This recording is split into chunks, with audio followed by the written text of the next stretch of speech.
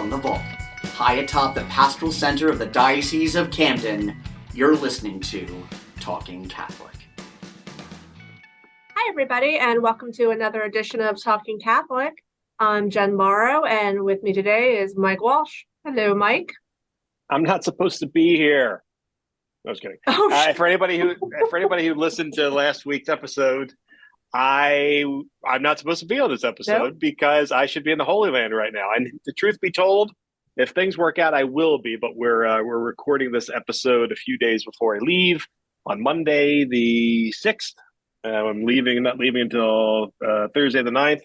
So I got to crank out one more episode. And it's a fun one because it's a whole bunch of people. It's a whole bunch of people we really like, and one we're kind of lukewarm on. But I'll let the listeners figure that one out.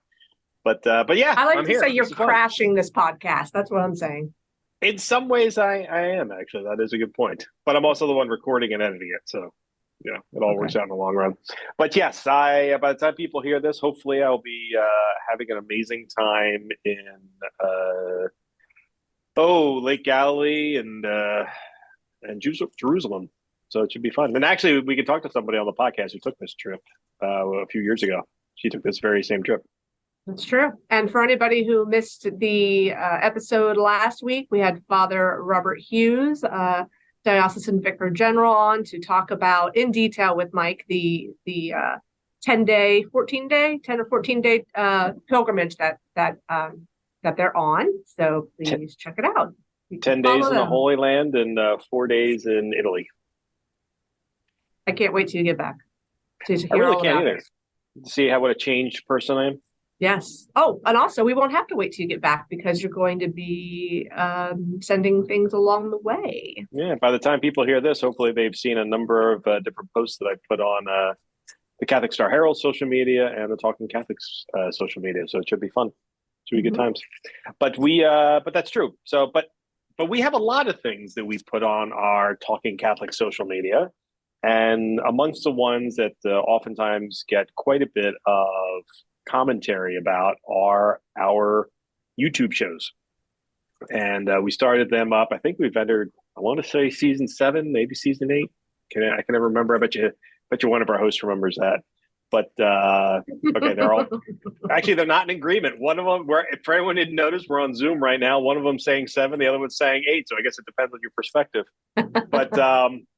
But we are.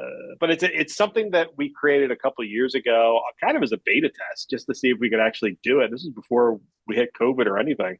We wanted to see, we'd put together some YouTube shows of good, well-formed Catholics giving their perspective or the perspectives of others of the faith and having them on. Now, I want this to grow. We've had the same, the 3 hosts that are on this podcast we've had for many years now. We've had a couple of other shows that were on for a while and kind of drifted off as people brought in new responsibilities. But actually, I'm looking for more hosts. So to any of our listeners who would like to host a show, we'd like to actually give you a platform.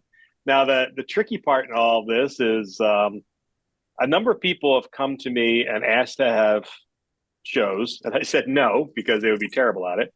And the people I've reached out to, keep saying no to me because they don't have the time.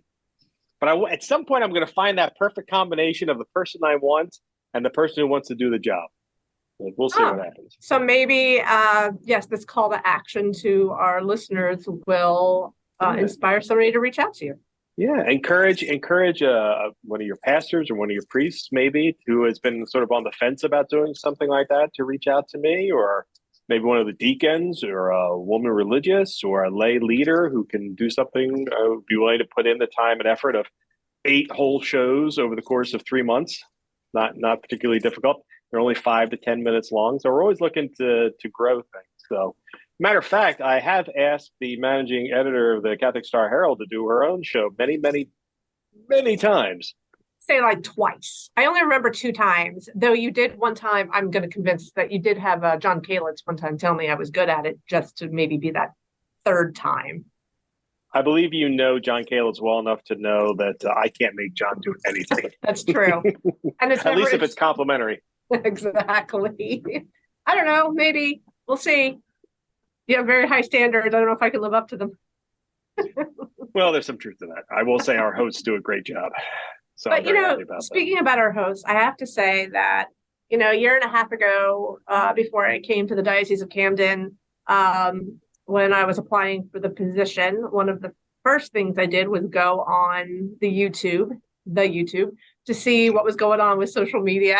And that is where I first discovered some of the content that we're going to talk about today. Specifically, the first one I was watching was Joyful Disciples and videos with Mrs. Donna Ottaviano-Britt. So that was one of the first ones I was watching because it was also right around COVID, or right at the tail end of that. And just to see how much good work was done on our social media and YouTube platforms, it just kept on coming. I was impressed and I couldn't wait to get here to be part of the family.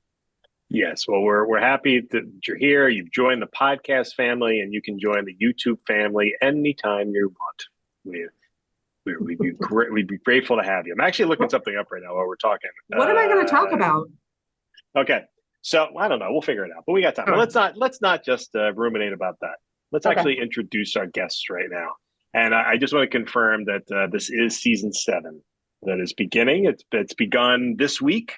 Our first episode comes out of this season, comes out on Tuesday, February 7th. And it's with one of our fellow podcast hosts, though she's been sort of the prodigal podcast host for the last month or two because we haven't seen much of her.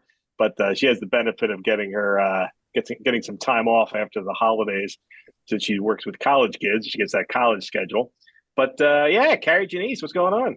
Hello. So I was the one with the wrong seasons. That's because I feel like I work so hard. It's like 8 seasons, even though it's 7. Exactly, Kari. Oh, hello. Answer. I'm glad to be back here. And Kari, I miss podcasts. Well, Kari, you actually have a special announcement with your show this year. It's we can't introduce you as the host of Youth Ministry Insights. We now have to refer to you as the host of YAMI. What does YAMI stand for? YAMI, yes. So Young Adult Ministry Insights. And another reason why I lost track of seasons, because now I'm back to season 1. I'm on my first season of a new show, a new different content, kind of along the same lines of ministry, but now just kind of really focusing on young adults. And that's because my career took a little change last summer in moving into just primarily young adult ministry. So I'm in campus ministry at Rowan Catholic. I've talked about that on the podcast. We've had some students on the podcast back in the fall. And it's really exciting. It's exciting to take a new little twist and turn. I think I had 52 episodes total from Youth Ministry Insights. And I don't think I could have talked about another youth ministry thing anyway, because I was like, what kind of snacks to put out? I don't know. There was really nothing else to talk about. So it's a good time of my life to transition to some new content. So I'm excited for it. We'll see how long it goes.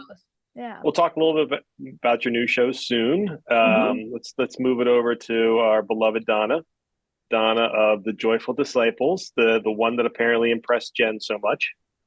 Thank goodness, because we needed Jen. Hi, Mike, but hi, Jen. How you doing? Hi, Donna. It was the first one I saw because there were so many, and it was a good thing, especially during COVID. So, and it continues to be a good thing. So, yeah. Well, thank you. I never go back and look at the old episodes. I think I've gotten better here in season 7, but the old ones I don't even want to look at because it was Mike's idea. Well, as a matter of fact, I just submitted one of your videos for a Catholic Media Association award for best interview. The interview you did with Lee Delamonica.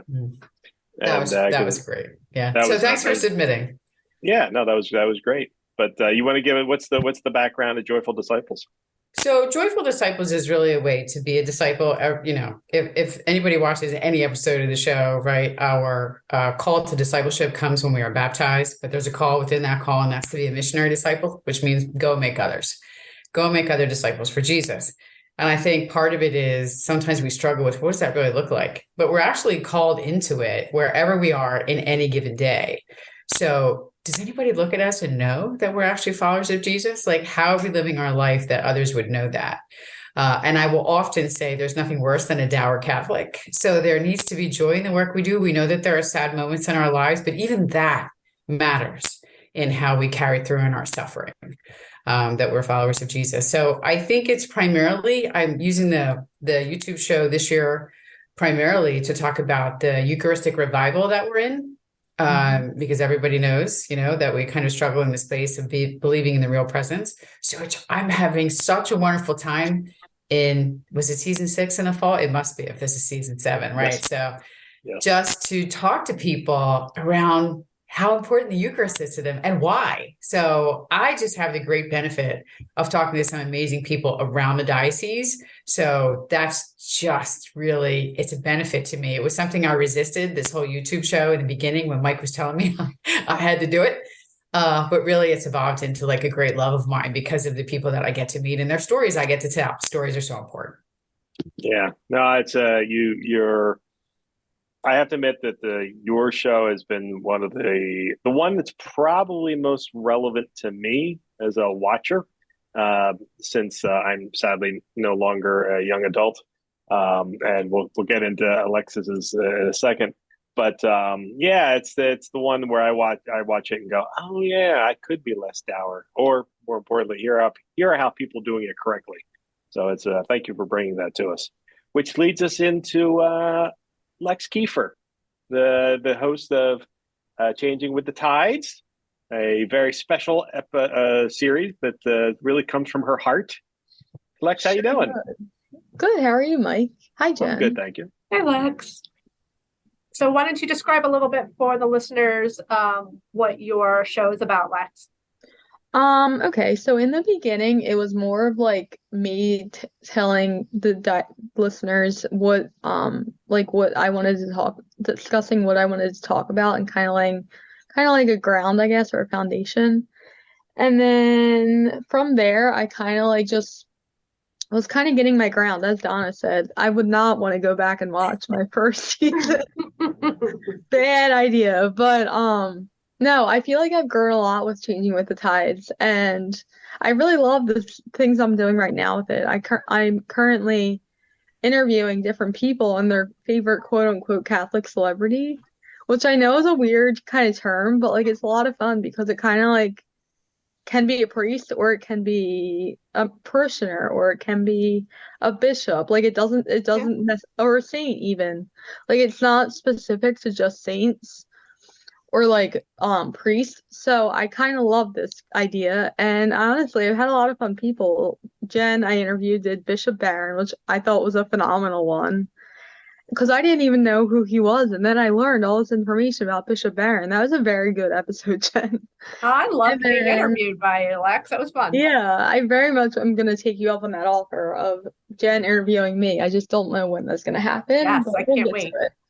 And then like I've done Mother Teresa a few times. I've done Pope Francis. I've done like what's it called when you like are becoming a saint but you're not quite a saint yet?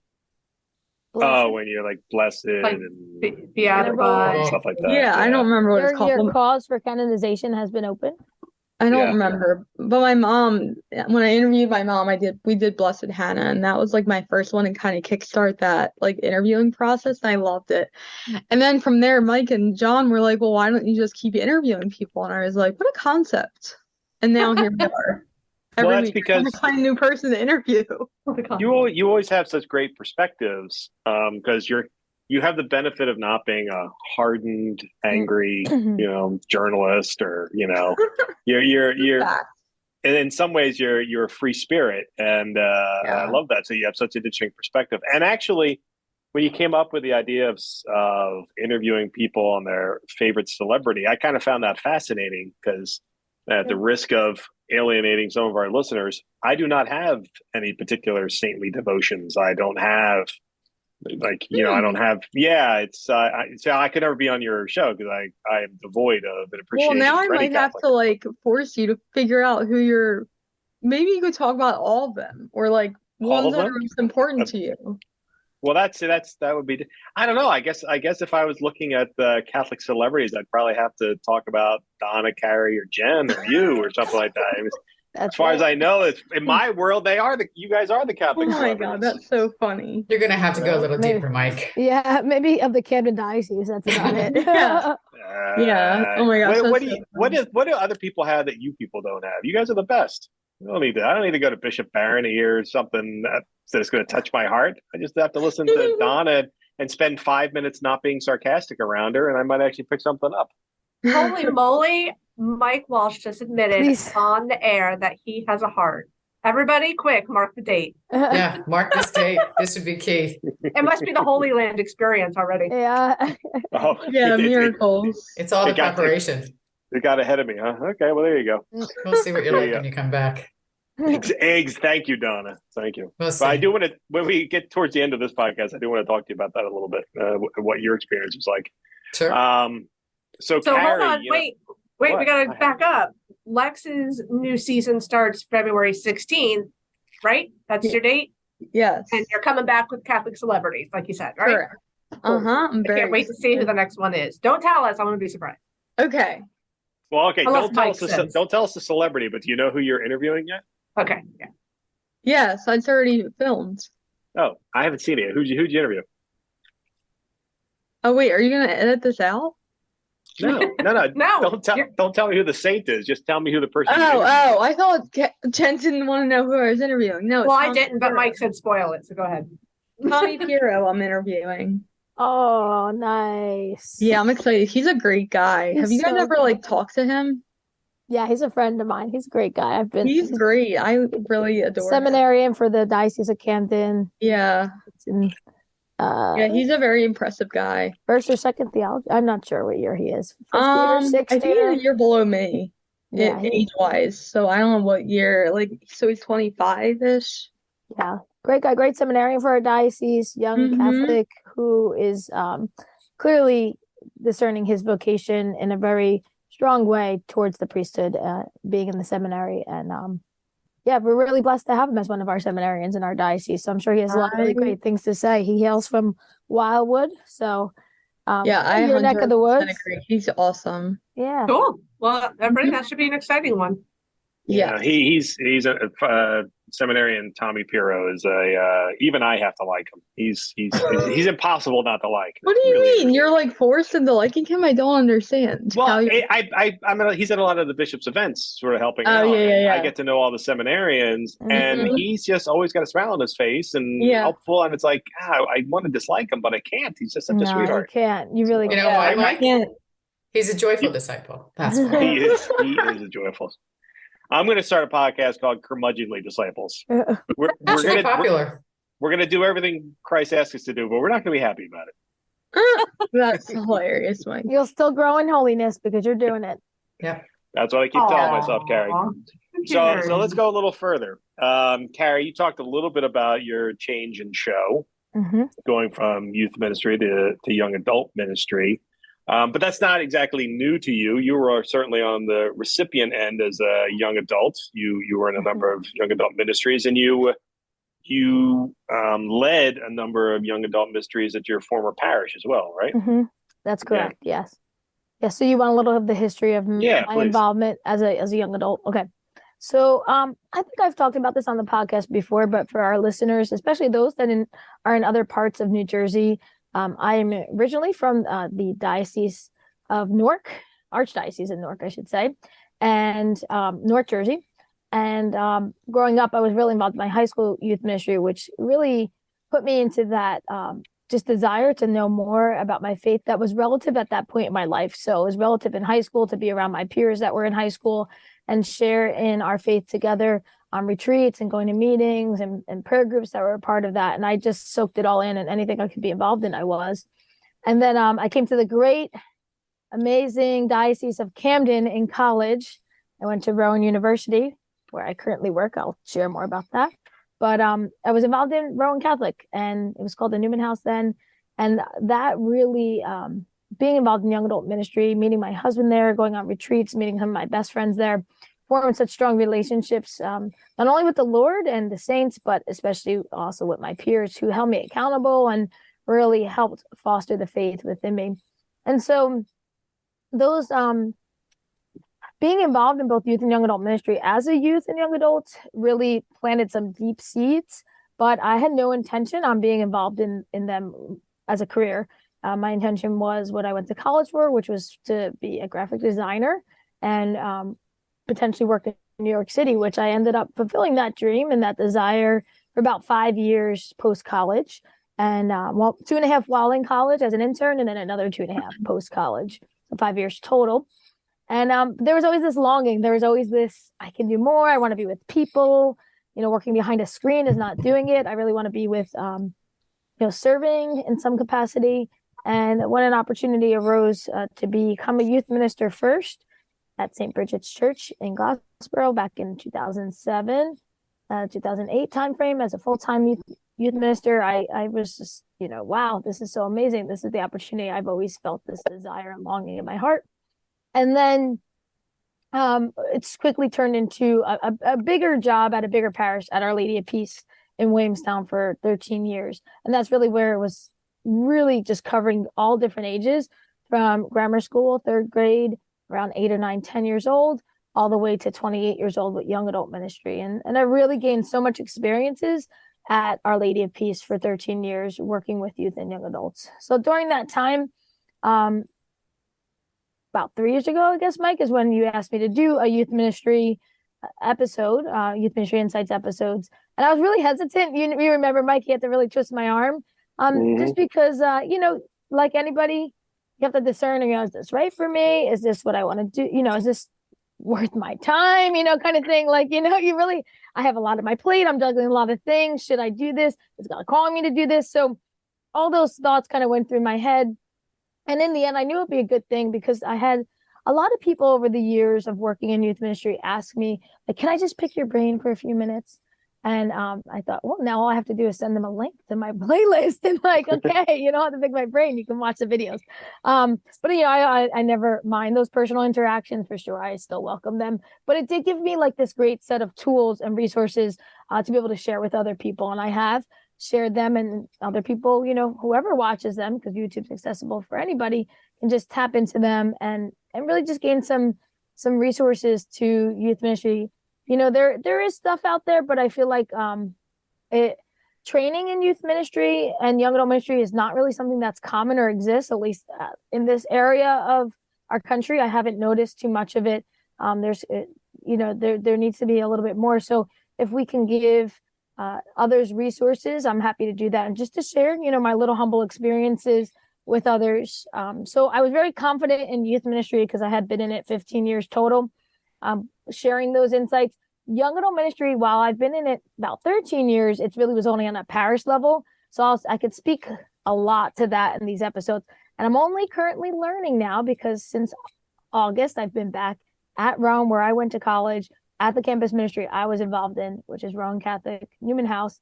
And then only in these last 6 months, I'll be sharing some more of those experiences. But it's, I'm like a baby in campus ministry at this point, which is crazy and humbling, but at the same time, I feel like I've grown more in the last 6 months than I did in the last 5 years. So it's really been awesome, like to have like that growth and that God had, planned for me. So yeah, that's a little bit about that. So, going back to Joyful Disciples for a minute, your episodes, your show was really in many ways brought about by Pope Francis's call for missionary discipleship, and which was soon followed by, in the Diocese of Camden, us holding a diocesan-wide convocation where we did our best to train folks on how to become missionary disciples. And that's how, Donna, you became the leader of missionary discipleship in South Jersey. And your show has sort of it started out as a extension of that. Am I correct? Yeah, definitely. It's an offshoot of the convocation. Clearly it was your brainchild though, Mike. I'll give you the credit. And I resisted as long as I could. But then it just became the thing that I should do. But it It's also like a became, theme. That's like a theme resisting Mike. I just want to point that out. I'm like, this is not my job description when they hired me, is to do a YouTube show. I have no business doing a YouTube show. So once I got comfortable doing it, though, I mean, it became a great opportunity to sort of shine a light on things that are going on in parishes. And if you think about convocation, it was in March of 2019, 12 months later, where were we? At the very beginning of COVID. So really, I do think it was a great gift to our diocese to have done that a year ahead of the pandemic, because I think parishes were much more equipped to have tried to think outside the box, so that they actually could think outside the box when COVID came, when the churches were closed. Look, even we did what we do. We live stream like 4 nights a week. I felt like a live TV personality with a microphone in front of me. I thought I have no business being here either. But I do think there's a lot of really fruitful work that has come out of the experience that the people had at the convocation, and for their own lives personally, but also for those that are embedded in their parishes, to think differently and to think about what does it really mean to be a missionary disciple. And I do think many Catholics can struggle in the space of what it really means to share their faith and to share their relationship with Jesus, right? And as Pope Francis says, right, this whole idea of accompaniment is to walk alongside the other, and how that gets woven in. So what is it like to actually be with the other person? If you think about, like, what is it? Maslow's hierarchy of needs. There's so many people that have needs at the bottom of that pyramid that we need to meet those first. So how are we accompanying? What are the things that we can enable in our local communities? And the whole thought that people are just going to like roar through our doors, that time, at least for now, has passed us. So it's really important for us to be out and in our communities. And I think Joyful Disciples is sort of helps shine a light on the people that are actually doing that. And I get to tell their stories. And what's always impressed me about that show is, on its face, you might get the impression that it's oriented towards the social justice world. But what I've always liked about it is that it kind of gets back to the root of even where social justice comes from, sort of that spiritual nature of going out to people. You're not necessarily going out to people who are in a physical need, but you're going out to people who are in a spiritual need, which can feed all of that other stuff. So it's in many ways, it's kind of like what we're talking about with the Eucharistic revival right now. Everything starts with Jesus and the Eucharist in our faith. Like, everything else emanates from that. If that didn't exist, we wouldn't have the rest. But that does exist, and that's where everything comes from.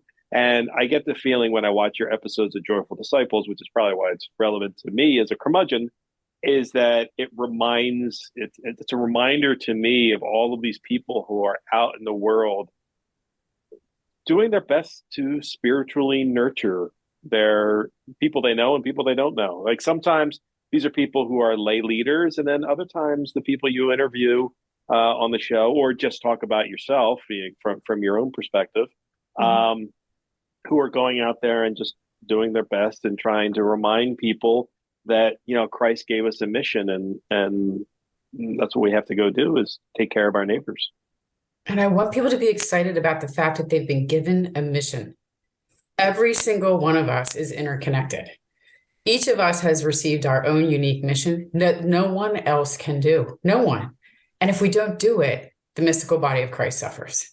Yeah. So we have to do it. So why not do it?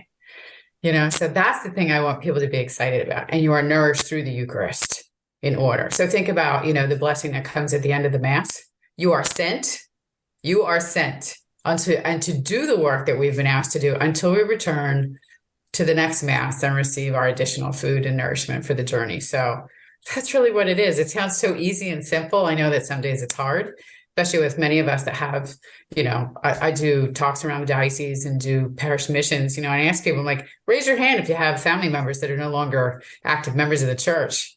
Hands are up all over the place. Yeah. So there's the ones we try to minister to first and try and be relevant and not annoying, so it's kind of trying to find that fine-tuned balance of engaging people in these discussions around the fact that your life could actually be better if you were yoked to that of the Lord. But, Donna, you just said something that I've heard you say before, Father Hughes and Bishop Sullivan, is, there's only one you and you're here, like your time is now. Like you weren't born 100 years ago, 50 years ago, 150 years ago. Your time is now. You're here now. You were born now for a purpose. I think it's, easy for us to think, oh, what can I do? Especially in today's world, it's too busy. There's too much this, too much that. No, you're here now for a purpose. And it's our calling to try to find out what that is. And another blessing I would say of all of the hosts on our YouTube platform and podcast is that, especially after COVID, there's so much isolation, right? Like you were isolated during COVID. A lot of people are, including myself, some times continue to be isolated. Maybe we don't go out as many places as we used to be. So it's good to have these platforms. So if our faithful are not walking into the church, but they still need to feel part of the community, that the church, capital C, we have these platforms for that. Yeah, I would agree with that. Yeah, I mean, it's that whole concept of Pope Francis and the field hospital. Yeah, even yesterday's, what is today? Oh yeah, even yesterday's gospel, right? Sunday, salt and light. Right. How do you taste? How bright is your light? Right? Do people know? Do people know who you are by the way that you live? So I think that's really important. And for our listeners, Donna's referring to the one on February 5th, not the one on February 12th. Right. Sorry. Timing. That's okay. Fifth Sunday of Ordinary Time. Yeah. But that was a great one. As a matter of fact, I heard a spectacular homily that day. It was one of the best I'd heard in the longest time. Specifically on that, it made me I suddenly became a joyful disciple, Donna. So, really? I know. I'm going to capture that date because that's a miracle. But we've been joking about it throughout this. That joyfulness is a big difference. Like our boss, Father Hughes, referenced a few times before, he has commented to me a number of times, which I've mentioned on this podcast, about how my negative nature is a downer and I need to work on that. And while everything in my body tells me I should wrap myself in sarcasm, he's absolutely right. As a matter of fact, on the last podcast we did, he noted the fact that I was not depressing at all, and that on the pilgrimage podcast, and actually that was intentional. That was intentional. I purposely refused to make any snotty, sarcastic comments because I thought the topic was important enough that I should not undermine it in any way, shape, or form. Now, maybe I should be doing that on all podcasts, but I did think that was important. And he was right. I listen, Jen, to some people occasionally. I'm so proud of you. I just want to know how hard it was for you, Mike. It was not easy. I literally had to stifle like 6 comments. It was really hard, but I did it because it was important. Now, on the opposite of that is the always joyful Lex, who, watching your episodes, Lex, you just as easily could have been called joyful disciples because, first of all, for anyone who hasn't already seen Lex's show, she's always smiling throughout it, which is amazing. And then like her questions are weirdly probing. Like you'll talk to people and ask them like these questions that I would never have thought to ask someone about, like where they would get this connection, like you did with Jen. Why she chose Bishop Barron, I do not know, but she talks about him all the time. I think she might be fangirling over him. But so when you sit down with somebody, Lex, like do you know what you're going to ask them, or does it just sort of come to you as the interview goes along? So it's kind of funny. You honestly inspired why I do. Wow, I have to tell you, thank you all for being on the podcast today and telling me how awesome I am. My ego is not going to be able to handle this. Wait, hold on. You better crush that, Lex.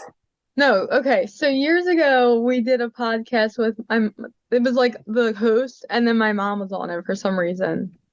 And I don't remember why your mom was on it. I can't remember either. I think I'm sure there was a good reason. But I don't remember. No, but do you remember which one I'm talking about? Oh, I love that. Was one of my favorite episodes. Yeah, that was a great one. So I thought I completely flunked that episode as a YouTube host. I was like so down in the dumps about why I was doing it, and like my mom was like, you need to get it together. Mike would not have asked you to do this if he didn't think you were meant for it and all this. And I'm like, okay.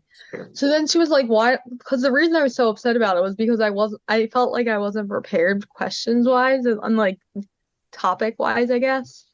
So then moving forward, my mom's like, why don't you in the future when you have people on your show do what you would want done to you, like send them questions beforehand. So like when I have people on, I send them questions at least like 2 to 3 days in advance so that they can get an idea of what we're going to talk about. And it's not like I'm just throwing questions at you.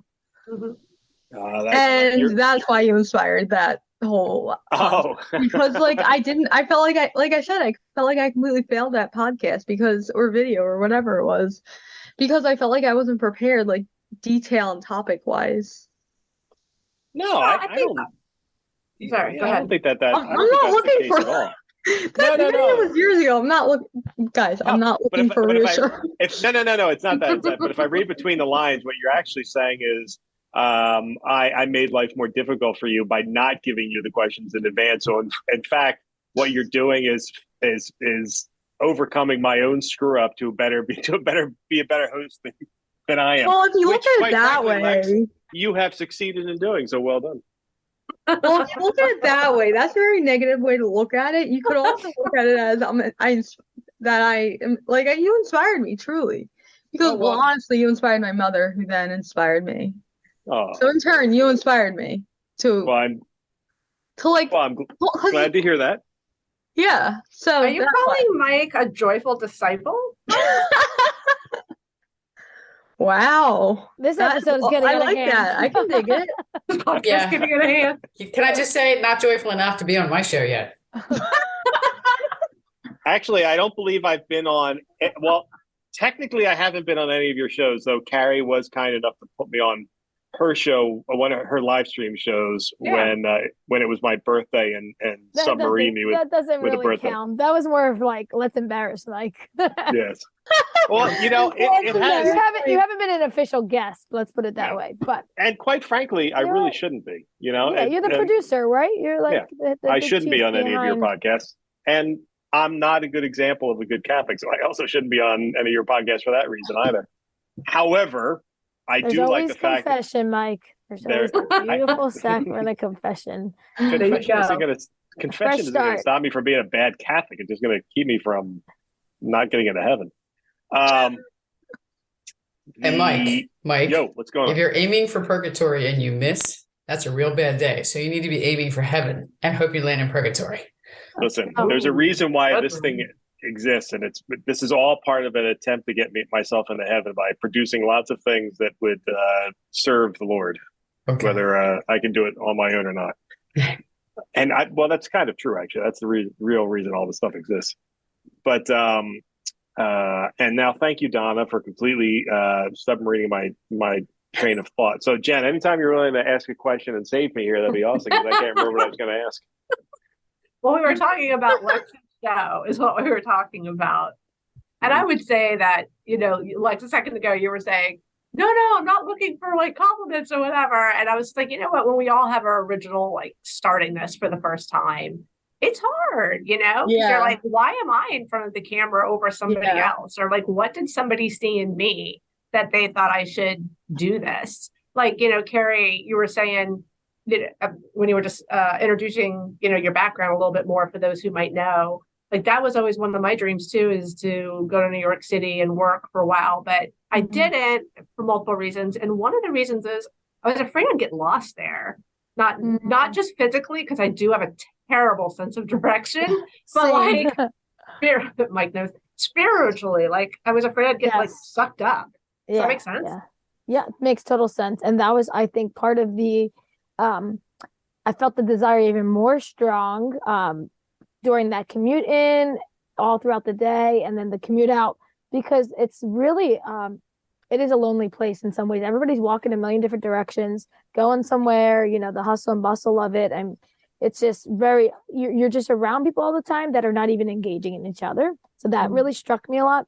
And then the people I worked for were lovely people. However, there was definitely a lot of challenges in sharing my beliefs openly and sticking to my morals and trying to defend them. And it came out a lot in that conversation in the workplace. And I found that to be a struggle, like, oh man, like I just want to work in like this wholesome, happy environment, not in an environment that's like can get hostile sometimes. Sharing why I believe X, Y, and Z and why you don't agree with that and why the church teaches what it teaches. And it always seems to come into that, even though it was a secular, work environment, it always somehow came back to it. And I think everybody at one point in the work environment, it was a small company, but everybody was Catholic, but I was the only like practicing Catholic. So, Ash Wednesday was always a great discussion and things like that. So, Yeah. I think that call and that absence of God being part of the workplace as an everyday, day in and day out, as it has been for me for the last 15 years, really, I was like, I want this more, I desire this more. And I desire to be this part of, like, just immersed in it into my life, into my career. So it took actually losing a job in graphic design and needing a job relatively quickly to pay bills to allowing that opportunity to open up for me. I say it was the best worst day of my life, because it was the worst day because I had lost this job in graphic design and I had needed a new job relatively quickly to meet my financial needs. So that was like, oh man, this is scary. I just lost my full-time job in my field that I've been studying in. And then it was the best day because one door closed and this huge other door, cathedral-sized door, opened for me to walk through right after that. And it was just such a beautiful timing in my life to be able to enter into this ministry full-time. And it was something that true confessions, I was talking about this, I was just on retreat this past weekend. Well, now when this airs, 2 weekends ago, with the Rowan Catholic students. And I shared a little bit of my story and was sharing really about living God's kingdom here on earth. That the theme was the Our Father, and we each took a petition. So my petition of the Our Father, of the 7 petitions within it, was thy kingdom come. So I was like sharing about how we can bring God's kingdom here on this earth, though, now, for them as college students, for the other adults in the room, what that looks like. And I, shared a little bit of my own experiences. And one of the things I shared about in relating it to this talk was the doubts that I had about God's will in my life, and how kind of God like showed me, nope, this is exactly where you need to be every single time. And that was literally, I can remember 2, at least, maybe probably about 3 distinct times in my years of, definitely 3, my years of ministry, where I was like, is this where I'm supposed to be? Should I be doing something else? Should I be, home? Like, what is it, God? And having him like really just affirm me, and I was exactly where I needed to be, or the more recent one, affirm me and no, you're moving on to, a new position. So, there was 2 distinct times in youth and young adult ministry, and then one, recently as I moved on. And so I think, for me, it was that constant tug and saying, this is where you're exactly meant to be, and stay there. So, and we all can speak to that for sure, following God's will, but that's just my area of it. Speaking of your retreat, I saw some of the photos online. That was a huge group that you had there. Was that the biggest group on retreat you've ever had? So it was just shy of my biggest. My biggest retreat I've led was with young adults was 41 people total. This was 35. So we were really close to that. But this was, this is second semester with Rowan Catholic. So I have high aspirations to that's good. Hit 50 Monday. But you know what, though? A lot of times, this is a big thing with youth ministry. We always get caught up in the numbers. I've heard it for years. And I really don't like to speak to the numbers. It's great that's a big crowd, because that's more souls that are hearing this information that is guiding them in their faith and keeping them connected to the church and the sacraments. But it's about each individual soul. So I try not to do that. But I was, was I not pumped that there was 35? I was pumped. I was so excited. Literally 2 days before, another kid signed up. I'm like, yeah, we could get you in. Here's the forms, get them in today. So, and I think that's part of ministry. I like sharing about this on my episodes, is that we have to meet them where they're at. And if that's like signing up for a retreat 2 days before, you can't be like, no, I'm sorry. You have to be pastoral. You really do. And whatever you have to do to get them there, you need to do that. Donna, I know you talk about this a lot as well with discipleship, that pastoral call that we all have. So I've been, especially with college students, it looks a little different. one thing, I probably should have a whole episode on this, that I realized, I'm like, I know everything. I'm coming from 15 years experience. Nope. Like I said, I've learned a lot in 6 months and been humbled, and in good ways. Like, yeah, really a lot of good ways. A lot of good growth has taken place within Kari Janisse. So I'm looking That's forward awesome. to like sharing about it in these episodes coming up for the next season. You know what Season 1 for me. I like to hear about what you were saying, what you were talking about with the Rowan students. You know, you have this, they're young adults, and you're getting to tell them, like, look, you know, when you first came out of college, you had a strong faith, and but you went to work in the city, right? Mhm, But it correct. shows people that young adult age group that you can have faith and have a job that's not in the church, and they don't have to Mhm. conflict. Like, I'm going to be honest, I didn't have that growing up. But, I've talked on the podcast before. I didn't, wasn't really brought up in the faith too much at all, any kind of faith, just touches of Catholicism and Lutheran here and there. But when I was that age, I would say all the way up to age 38, my number one concern was I don't feel like I'm doing enough, right? Like, I have my faith and then I have my job. And how can I get the two together? Now, granted, you don't have to work for the church to make that happen. Yeah. I've talked on here before. I took a break from journalism for a while and worked for a greeting card company where I wrote greeting cards for 2 years. Love that. And everybody would come to me to say, oh, you got to write the faith cards, right? I don't know what to say. But like, we worked together on that. So to me, even though it was just writing greeting cards, like, that was me getting to share my faith with the staff, because they're asking, like, what are these nuances, right? And then I was doing research for other faiths, because I was writing, cards for different faiths, like, for Jewish cards and Muslim cards for Ramadan, so everything. So I was doing a little research. But the point of that, what I'm trying to say in a long-winded way, is I think it's great that you have these real life experiences, that you're telling the young adults that, look, don't worry, you don't have to figure everything out right now. Yeah, so true. So true. Mm-hmm. So as we're sort of closing in on the end of our show, I was thinking about the future of your shows. And I'm so happy that you guys have all come back for season 7. And on the off chance I invite you back for season 8. This past year we saw some unique episodes, or past couple of years really. We've seen some unique episodes. We've had Paul J. Kim, the renowned Catholic speaker, on a couple of Kari shows, and last year Jen got Mark Wahlberg on the podcast, which was pleasant, and it got me to thinking that while I like, and I'm always going to prefer that we focus our work on the rank and file in our parishes and our schools and our ministries, it got me to thinking that, from time to time, I wouldn't mind seeing a Catholic celebrity on our shows. So with that in mind, just think about that. What Catholic celebrities would you like to have on your shows? Sort of stealing a thought from Lex here. Kari, you've had Paul J. Kim on a couple times, and you were very upset that you didn't get to do the Mark Wahlberg episode. I was, because I love Marky. Sorry. I love Marky and the Funky Bunch. That's really the only reason why. Not really because of.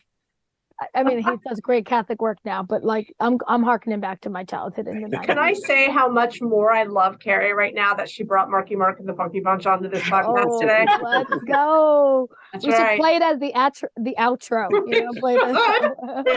If I didn't have to pay the licensing fee, I would. That's true. That's true. What if we sing it? Do you still have to pay the fee?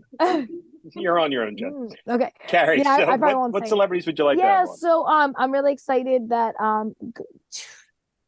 almost sure the contract is close to being signed, that I will have Jason Everett in the fall at Rowan Catholic as a guest speaker on chastity and purity. He'll specifically be speaking in our student center pit, which is open to any student to go through and hear. And he'll be doing Dating 101, which is a great talk that really just talks against the hookup culture and what that means to really be in a dedicated relationship. So I'd love to, probably before that talk goes on, just have him at the Newman House at Rowan and do an interview with him on Talking Catholic on the podcast, maybe on probably also on one of my videos would be really nice to do as well for young adult ministry insights. Oh, I got to keep changing my lingo. Young adult ministry insights. So, Yes, that's my hope. That's my hope. God willing, let's keep it in prayer all summer, and maybe it'll happen. I too am hopeful that you'll get him on. I think he'll be good on the show. What about you, Donna? What Catholic celebrities would you like? So I think there's a group of ladies who run the Abiding Together podcast. So Sister Miriam Heidelberg, Heather Kim, and Michelle Bensinger. Like, you never get all three, but if I could get one, if I could get Father Mike Schmitz or Jeff Cavins, like on the show, like that would be super awesome. Like those would be some of the people that I think it would be fun for our people in the diocese to hear from them if they're not already listening. So if you haven't done Bible in a year, if you're not currently doing catechism in a year, I highly recommend. I second that. Yeah. I mean, I did Bible in a year last year. I finished on New Year's Eve and then started with catechism in a year. There is not a day goes by in catechism in a year that there's not some nugget that blows my Catholic mind. I feel like I know nothing about it. When I listen, I'm like, what? I didn't even know this. It's so great. I'm trying to start a discussion group with the students. So maybe, Donna, you can come down and be part of that since you're, a regular on listening to them. I would love that because I think there's so much goodness that's coming out of that. Very true. And even so many Protestants have come to listen to it. How long are his episodes? Perfect length.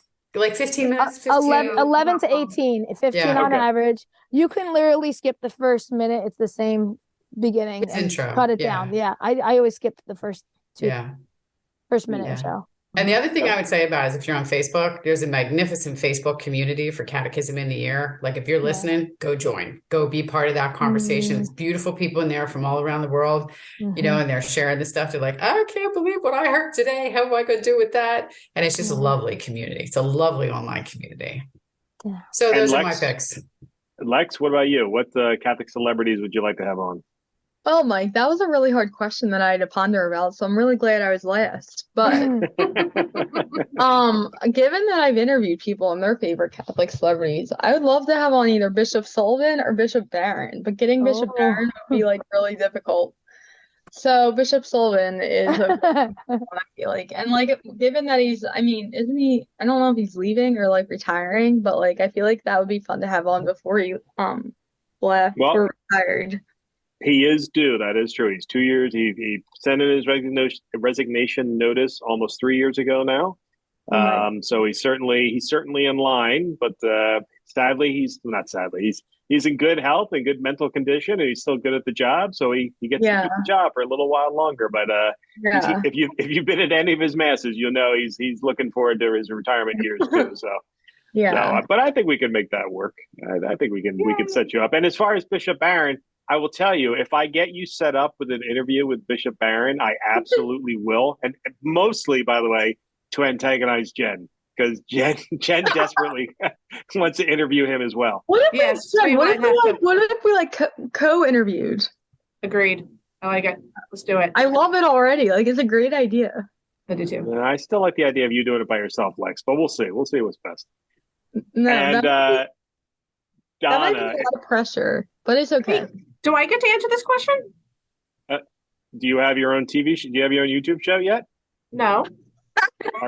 If I let you answer, will you make your own YouTube show? No. I guess we're never going to find out. Jim Gaffigan. Jim Gaffigan. I'd have his wife on instead. I'd have them both on. Well, he has claimed on many occasions that his wife is actually the deeper Catholic, and she runs his empire. I think she helps him write, right? Well, she's basically in charge of his business. Yeah, she's a creator as well, but she's kind of behind the scenes. So it's yes, I would have both of them. Jim would certainly be a big get, but Janine would actually be the one that I would really want. And Donna, in 1 minute or less, can you tell me what I need to do for the pilgrimage? Just be, Mike. Just have a real appreciation for all the places you're going. You've been listening to the Gospels your entire life, and now you're going to be in the places where those Gospel stories take place. Thoroughly just immerse yourself in it. I know you'll be posting and you'll be doing some work from there too, but I am telling you, there's nothing like being there. So you can throw some salt in the Sea of Galilee for me while you're there, because I didn't think that it was unsalted. And, I thought it was salted, but Father Hughes made sure I knew that it was unsalted. But just, you're going to be in the places of Jesus. his mother, his father, the apostles. It's just Awesome. remarkable. And I highly encourage you to make sure you touch the stone slab where they laid Jesus's body and they took him off the cross. There's nothing like it. Isn't that the one that's gonna make me cry? Yes. Mhm. You know what, Mike? Lay your cheek on it, especially if you think you're only going once. That's what I did. Mm. Oh, and the other thing is, Mike, when you're down in the tomb where they held Jesus overnight before Good Friday, Bishop will read the psalm from in there. Unbelievably moving experience. You'll love it. Oh, Wow. Yeah. All right. I guess I'll bring my heart with me. I think that's a good Okay. idea. We need it changed. Well, hosts, keep up the good work. I'm really, really proud of all three of you, and our former hosts who are welcome back anytime. The people who haven't done their shows for a while. One of these days, I'm going to hold down Father Adam and get him back in there to do some vocations episodes. But it's been a great run so far, and I hope it continues. And thank you all very much. And Thank Jen, you. as always, thank you for being our co-host today, and to our listeners, thanks to the bunch. And we'll talk to you again next week. See you, everybody. God Bye. bless.